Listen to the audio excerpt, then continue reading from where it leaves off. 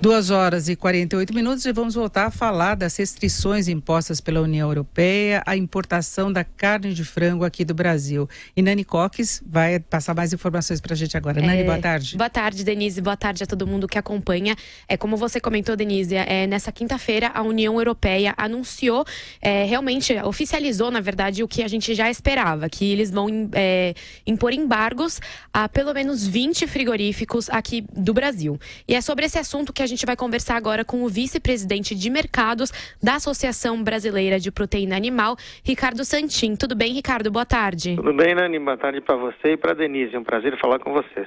O prazer é nosso, Ricardo. Essa decisão, como a gente comentou no início, ela já era de certa forma esperada, né? A União Europeia acabou só oficializando. Como que vocês da associação receberam essa notícia dos embargos? Bem, nós recebemos com tristeza porque esses embargos não têm base técnica para que sejam realizados. Nós tínhamos ainda uma esperança de que essa decisão fosse postergada por mais um período para que houvessem negociações entre Brasil e Europa, mas pelo que soubemos agora informalmente, essa decisão ainda não foi publicada, ela foi tomada a decisão que delista 20 frigoríficos brasileiros, sendo 9 plantas impactadas.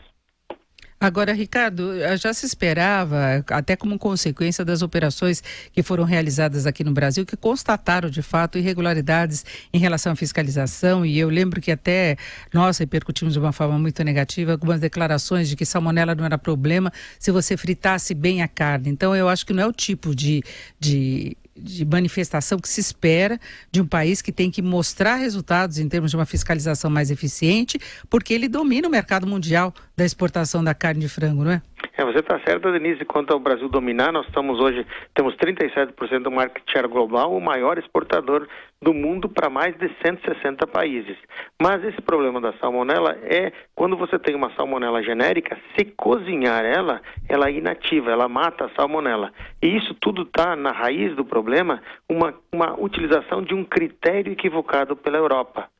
Embora você tenha tido essas duas operações, a gente volta a repetir, as operações tiveram equívocos de divulgação. Os problemas têm que ser atacados, se houve falhas, as pessoas têm que ser presas, pagas, corrigidas, tudo que tem que ser feito. Mas isso não representa um comportamento do setor. Nós somos grandes produtores, vendemos mais de 200 mil caminhões de carne por ano para 160 países no mundo e todo mundo comeu essa carne e nunca teve nenhum problema de sanidade ou de qualidade. O que a Europa está fazendo agora é uma jogada comercial para tentar fazer uma barreira disfarçada de barreira sanitária à produção brasileira. Agora, Ricardo, quanto que as exportações desses frigoríficos atingidos representa da exportação total da carne brasileira? Qual vai ser o impacto para o país disso? Bem, nós ainda não fizemos a conta especificamente e a Europa tem um sistema de cotas que tem mobilidade, mas isso pode falar mais de 30% do mercado das cotas europeias. Então, para a Europa, essas plantas que estão sendo suspensas temporariamente, elas representam mais de 30% desse mercado. Agora, Ricardo, o ministro da Agricultura, Blairo Maggi, disse que o MAPA vai entrar com uma representação, né, alguma forma assim de um painel na OMC. Um painel na Europa, exatamente. Isso, a ABPA também faz parte desse painel? Sim, nós já vínhamos trabalhando nisso há muito tempo, antes dessa lista estar em votação. Nós já fizemos uma comunicação à OMC e nós trabalhamos aqui dentro da ABPA há mais de 8 meses preparando a análise técnica desse painel. Nós vamos sim, já subsidiamos o governo com alguns elementos, contratamos agora uma profissional do escritório de advocacia que vai subsidiar o governo de informações para que esse painel possa ser vencedor, porque temos absoluta certeza que o critério que a Europa está usando e que em certa parte embasa esse delisting, ele não é justo e nem está dentro das regras mundiais do comércio. Ricardo, você acha que o Brasil recorrendo ao OMC pode obter mais resultados do que na negociação direta com a União Europeia? Pode haver eficácia disso? Porque alguns processos da OMC demoram muito. Sim, é isso que eu ia te falar, Denise. Tem alguns pontos a serem colocados. O Brasil tem que continuar negociando e a eficácia imediata e a que nós precisamos é através da mesa de negociação. Agora, o painel no OMC é para que termine esta situação de agora e se prevenir futuras situações de injustiça. Agora, um painel demora geralmente mais de um ano. Leva 5 a 6 meses para ser preparado, e depois ele tem 1 ano de prazo e pode ser prorrogado por mais 6 meses, desculpem.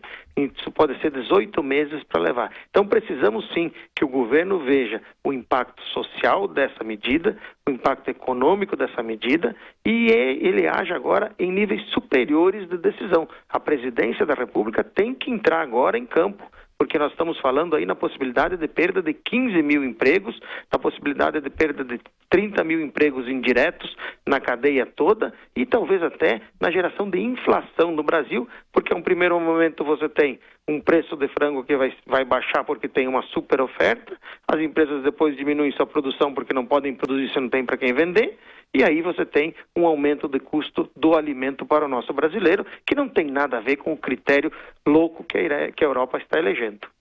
Ricardo, uma última pergunta agora. Estão cogitando o Pedro Parente para assumir a presidência do Conselho Administrativo da BRF. Como você vê essa indicação? Você acha que poderia ajudar? Bem, de minha parte, com relação à BRF, eu não faço nenhum comentário, mas do Dr. Pedro Parente, eu já fui assessor do ministro da Agricultura, Francisco Turro, enquanto o ministro Pedro Parente era ministro da Casa Civil do governo Fernando Henrique, uma pessoa de uma reputação ilibadíssima e uma capacidade mais do que notória. Ela vem agregar muito como setor, a BPA fica feliz demais se o Dr. Pedro Parente for eleito o presidente do Conselho da BRF, porque é uma pessoa de uma capacidade imensa e vai ajudar o setor, principalmente nesse momento de crise. Tá certo, essas foram as palavras do vice-presidente de mercados da Associação Brasileira de Proteína Animal, Ricardo Santin. Ricardo, obrigada pela sua atenção com a Jovem Pan. Obrigado a vocês pela oportunidade, a Jovem Pan. Eu sou um ouvinte de vocês e obrigado por a gente poder esclarecer a nossa população, principalmente ao consumidor brasileiro. Essa crise é Brasil, Europa, ela é comercial e não vai afetar em nada a qualidade dos produtos que nós temos hoje no nosso país.